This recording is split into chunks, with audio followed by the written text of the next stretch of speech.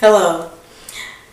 I did tell you guys that I would share my testimony with you about unforgiveness and forgiveness and the healing of my land and someone else's. We are at the point in the birthing series where we're talking about birth defects, where we're talking about healing our land and inheritance and things of that nature. In the last episode, we talked about the year of Jubilee.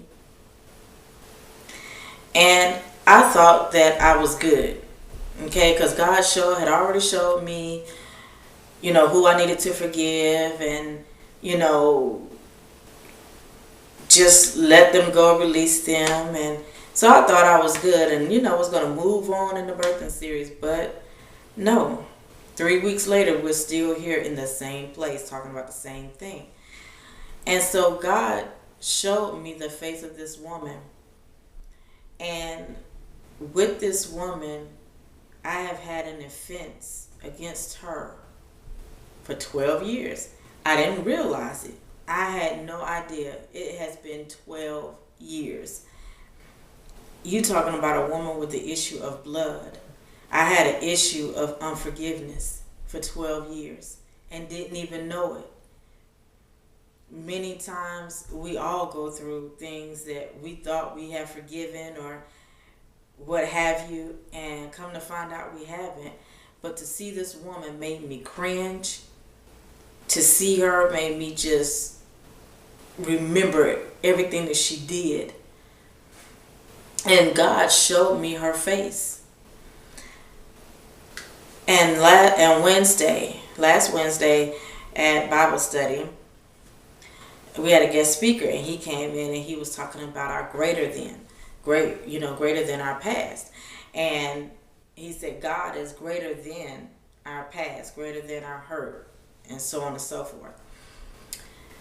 And he started to talk about forgiving. And he said something that sticks with me. He said the greatest miracle Jesus ever did was the miracle of forgiveness. I won't forget that. Because it is true. Without forgiveness, we wouldn't be where we're at today. He forgave us enough, even for the sins we hadn't even committed yet, even for the ones that hadn't even come to earth yet. He forgave us even then to die, and died on the cross for us. That takes forgiveness. So in any event,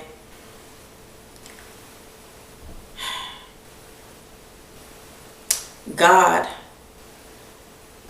allowed that message to come about forgiveness. And as he continued to teach, I kept seeing this woman's face. And I tell you, I really wanted to cry like the whole message, but I was tired of crying. I had been crying for probably the last 2-3 weeks at church. And I was tired of crying already, okay? And so I said, I'm not getting ready to cry this service. But by the end of the service, tears was just flowing. I couldn't even stop them. It was absolutely ridiculous. But anyway, because the word pierced my heart. What he was teaching about forgiveness just pierced my very heart, and God was talking to me even then. And as we closed out, he was praying, and he said, see that person, say that person's name, and da da da da, and I couldn't say her name. And the more he began to pray, the madder I got. And so Bible study was over. I couldn't stop crying. I cried in the car on the way home. I cried when I got in the house. My husband is like, what's going on? What is wrong with you? And I mean, the more I cried, the madder I became. Because I came to the realization that I hated this woman for what she did to me and my family, and to a friendship that I really cared about. I couldn't even fathom, forgiving her. I thought I did, But every time I seen her, that's all I saw was what she did. And I'm not going to get into what everything that happened, but it was pretty bad. It was beyond hurtful to me. And I had to admit that I hated this woman. I told God, if I seen her, if I never seen her again, it'd be too soon. Didn't want anything to do with her.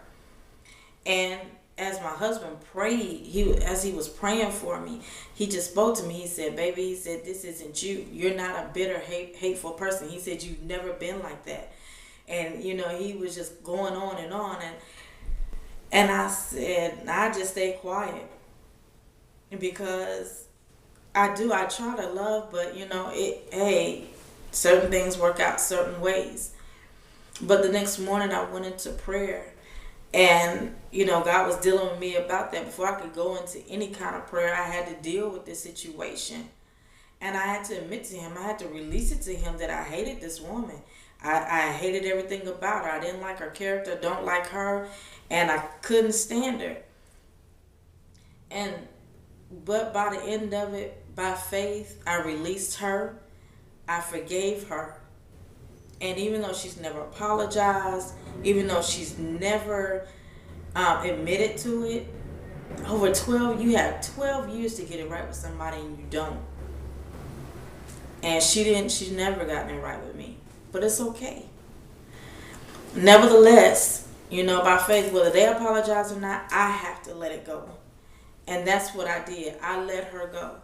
And I asked God, I said, it's going to be a long process, because I'm not going to say a long process, but it will be a process as far as turning that hatred into love. Because I hated her. God has taken the hate out of my heart, but there's no love there either.